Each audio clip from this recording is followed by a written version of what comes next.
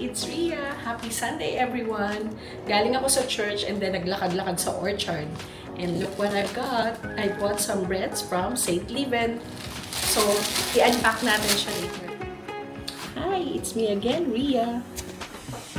So, basically, ang Sunday routine ko is I normally attend church every Sunday afternoon. So, the service starts at 2 p.m. in Orchard Road. And afternoon, usually, we're trying to relax by going to the mall or strolling out kung saan man malapit. And then this afternoon, we actually went to Takashimaya and we found out that there's actually an event from Lancome Genifique. So we actually queued and then try kung ano man yung meron doon and also try their products. Okay, so during the Lancome event, we're actually passing by Orchard Road. Sa labas lang siya ng Takashimaya. And then we found out na may registration using the QR code. So lumakad kami and we registered. Merong konting queue, so I think there are 2 more groups in front of us. And then after registration, so meron kaming need na i-download na magiging program. It's actually like a game type para may 3 stages tapos we need to complete each stage. So pagpasok pa lang namin sa unang part, there's a mini game where you need to catch yung mga ingredients ng bagong Lancome Genifique Ultimate.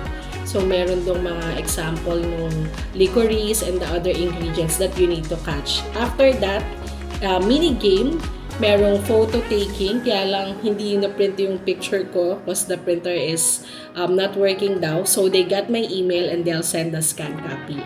The soft copy, I mean. And then after that, yung next step na is more on the skin analysis. So there's a machine that you need to put your face on. So sanitize naman and then they will check and do some review ng skin analysis mo, whether it's dry or ano yung mga pigmentation or anything. And then after that, they will be suggesting some of the Lancome products. So yun nga, nire-recommend nila yung Lancome Genifique kasi it's a moisturizer. At the same time, it will help yung skin mo to maintain its youthful glow. And after that, once we finish yung last stage na yun, so we went out and then we had some mini prize activity then na you just need to press the Lancome logo and Yun. mission completed. Then, tadan! So, meron kaming free sample. So, it comes with this package. And let's open kung ano yung ating nakuha. Okay. So, meron silang ito about Lancome Genifique. So, tignan natin kung ilang samples yung binigay ng Lancome for each packet. Oh, medyo marami din pala, guys. Let's count. Okay. So, 1, 2, 3. Ano nilang binigay na samples, guys? I think good for 1 week. So, Lancome Genifique Ultimate. And then, meron din silang Lancome Genifique U for the eyes. So, I think good for 1 week na to. So, we'll try and let's see kung ano magiging effect nito sa akin for 1 week.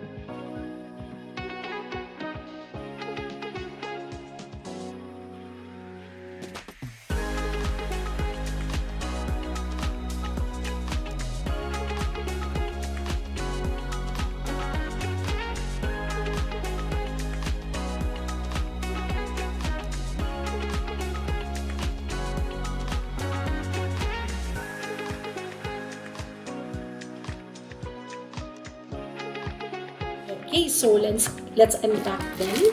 So itong first is, ito yung pepper ham potato crown. Enjoy. Okay. And then next one, ito naman yung mga mini version. So merong promo na 3 mini for the price of I think 5 plus. So ito yung bacon and cheese. And then another mini, pinag-combine na nila. So it's tuna actually and hotdog. And then meron din tayong kinuha ham and cheese with multi-grain bread. And then lastly, ito yung medyo controversial. Kasi ang pangalan niya, donut, cheese, and ham. Pero guys, mukha ba siyang donut? Triangular siya. Ayan. Alam mo pala yung nabili namin guys kasi mukhang masarap and healthy. Ayan.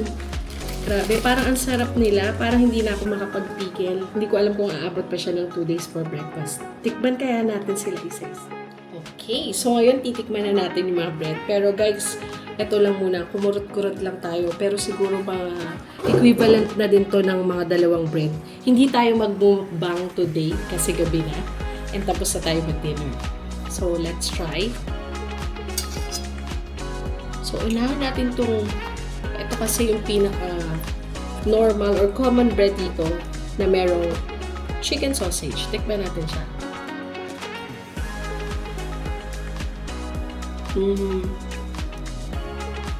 Medyo matigas yung tinapay. Pero flavorful naman yung sausage.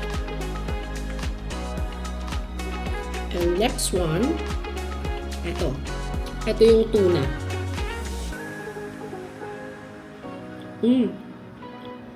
Masarap siya. Mas soft yung bread niya. And then, yung tuna niya, hindi malangsa. Pero, lasang-lasa naman yung tuna. Okay? So, hindi na tayong tubig. So, next one naman, yung may pinakamahabang name. Si pepper ham potato crown. Oops. Guys, ayan. Makikita nyo may pepper talaga siya. I-remove na lang muna natin. Kasi for sure maanghang to. Okay?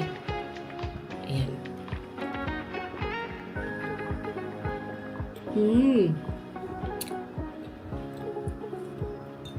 Masarap siya. Alam niyo kung bakit? Yung potato is napakalasa. Tapos, parang yun nga, palaman na siya ng bread. And, ang kulang lang, yung pepper. Hindi siya maanghang or dahil tinanggal ko yung pepper. Pero masarap siya. Okay, so far, siya yung nagustuhan ko dun sa from the tuna na una natin. Okay, so medyo pahinga muna tayo guys while tasting the breads. Medyo tatlo na rin yung nakain at tatikman natin. So yun, share ko lang for this Sunday afternoon, we attended a service sa church and then we talk about the Gospel of Mark.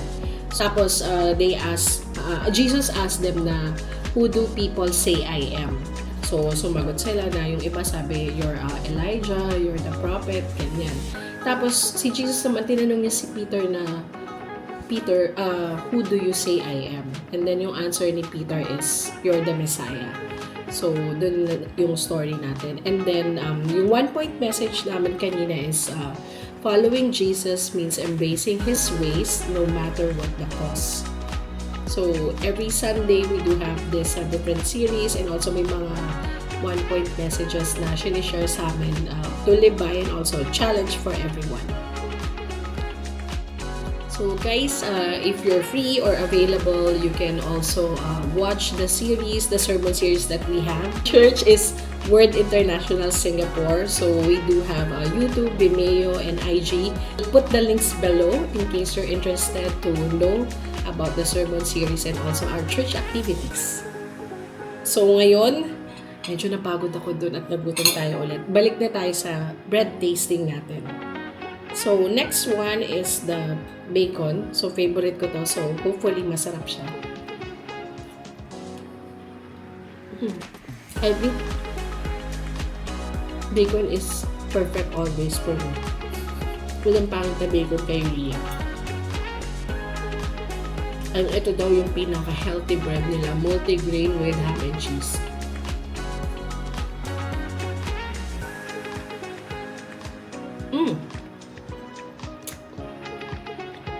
Masarap siya, guys.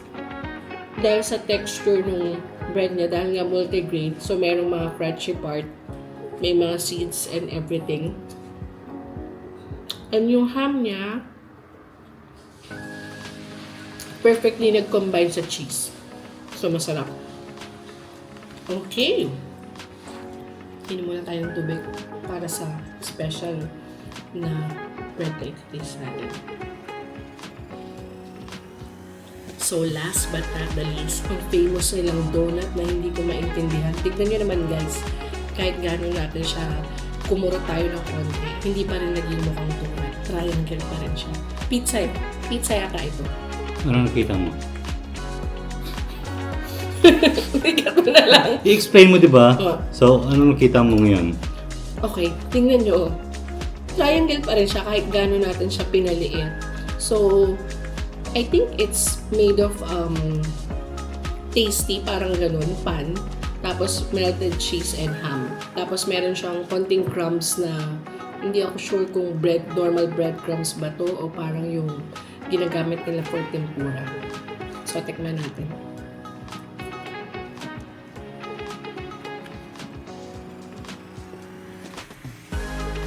Guys, normal toast lang yung lasa niya.